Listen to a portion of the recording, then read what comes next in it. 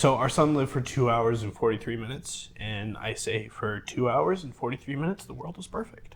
Maddie found out at their 20-week anatomy scan that something was wrong with their baby. So everything looked really good up until June of 2022. At first they told me that we just didn't have any amniotic fluid, and that we would have to go see a specialist. When they went to the specialist, they did a 45-minute to an hour-long ultrasound. His bladder was huge, and his kidneys were covered in cysts, so it looked like a sponge, and they could see hardly any kidney function. So we met with the doctor after we met with the ultrasound tech, and she told us that there was a block in his urinary tract, kind of causing his waste to be backed up to the kidneys and then tried to be pushed back down, back up, back down, and so his bladder was full of weeks worth of waste. Yeah. And that's why we had no fluid, because when babies have their fluid, they eat it and then they get rid of it, and then they eat it and get rid of it, and that's what helps develop their whole internal organs. Tys' first thoughts were to do a Google search about amniotic fluid. So I found out we were in a very small subset. Oh, and then we went and saw the specialist, and we kind of learned that what the blockage problem, at that point I was like, we are a subset of a subset. We are a very unique case at this point. Okay. I feel like I earned my MD in about 3 weeks. Yeah. Let's move forward. So you found out you got a problem, or the baby has a problem. So then what? So we did a couple of follow-ups with the doctor. She wanted to keep measuring his kidneys and his bladder to see if something had pushed through or if his bladder had ruptured or anything like that. They were given the option of an abortion because he was determined completely incompatible with life.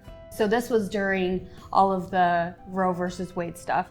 So she offered to find me a doctor that was willing to terminate. Right. And I just couldn't do it. So I just wanted to hold my baby. Yeah. No matter when. So we decided that I was just gonna keep being pregnant until he decided that he wanted to come, which to me was gonna be 20 more weeks. And that could be right for some people, but it wasn't right for us. Yeah. So, Yeah. right. But there was no harm to me to stay pregnant, so Right. Yeah. I didn't mind. When Ty found out that they were going to have a child that had been diagnosed with being incompatible with life, he had a few thoughts. I was immediately sad. At that point, we sat right there on the couch, and we came home. We sat next to each other just like this, both looking straight forward, and it was quiet, and then I cried, and we cried. It was difficult, to say the least. You know, that's by far the hardest news I've ever had to hear.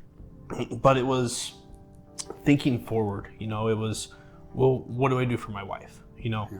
I kind of thought, okay, you know, I will be okay, but my wife is still carrying my child. She's pregnant. What is the risks for her?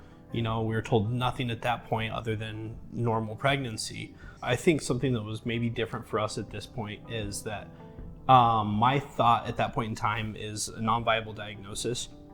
I was fully prepared to move forward with termination. To me, in my mind, that made the most sense, right? I'm like, you know, I don't need my wife going through undue stress. I don't need this. My child is not going to survive, right? And so at this point in time, I thought termination is likely the way to go. Her thought, Maddie actually came to me probably week 21 of the pregnancy, and she goes, can we donate his organs? I've never thought about that. I actually found an article in the UK of a child who was the youngest organ donor, same situation. And so we started looking at that. And that became our goals. Our goals were 36 weeks and 6 pounds. That was the goals for being able to donate some of his viable organs, which are lofty goals for almost any child. Yeah, sure. But for someone with a diagnosis like this, extremely lofty, which at that point in time, we didn't realize how high of a goal that was. Right. That's an amazing goal. Was that realized? No, unfortunately, no. He was born at 30 weeks. Yeah, and he was only 2 pounds.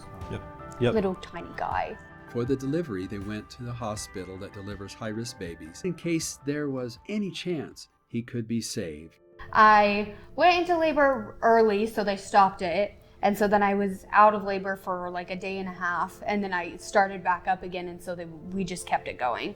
We went into the C-section, and he came, and they handed him to Ty, and they put him on my chest, and it was the most magical, best feeling in the whole world to hold your baby. Yeah. You've been waiting for so long. And unfortunately, the doctors decided that there was nothing that they could do for him. Sure. I trusted them, so yeah. I think that if there was something they could do, they're not just gonna not do it. Right. We had a full palliative care team that we worked with, and they said, this is what we would do, this is the intervention it would look like. We'd be tracheing the baby, we'd be doing all these things, very, very invasive, painful procedures. Yeah. And both Maddie and I felt confident in our decision that he felt no pain, and we're very proud of that. We feel like that was the best decision for all of us. What was it like for you to hold that baby? Oh, it was perfect. The world was perfect. Everything was right. So our son lived for 2 hours and 43 minutes, and I say for 2 hours and 43 minutes, the world was perfect. Yeah. When asked how that experience changed their lives, Maddie said, "It puts everything into perspective." I just want to be so positive. I want everybody that knows me to feel my love for my son. Ty said that it had helped him to appreciate time and people more. I felt a new kind of love I didn't know existed. And that was special. That was really special. People started coming to us and saying, I had a miscarriage. Right. I had this, I had that. My grandma came to me. I had no idea. She had a child that she never got to see. Never saw. She was pulled from her arms, never saw. So all of our family started coming forward.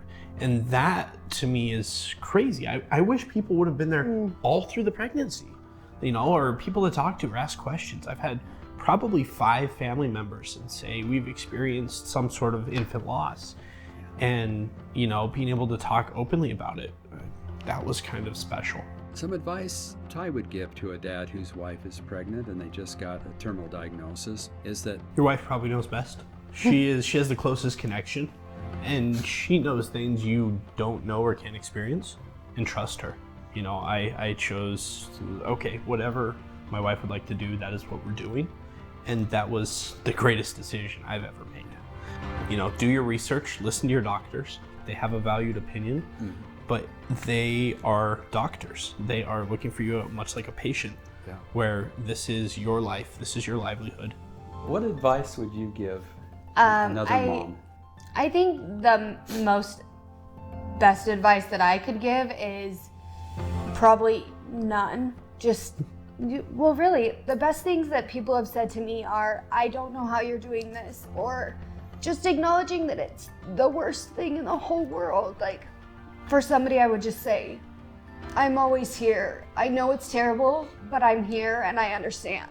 If I had any advice, it would be show compassion and ask people. Ask them about their son. Like, they probably went through a terrible pregnancy. They may have had.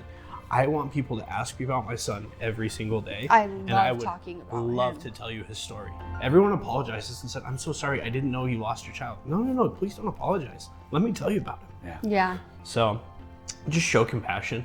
I don't ever want anybody to forget anything about him, so I just don't let them. Yeah.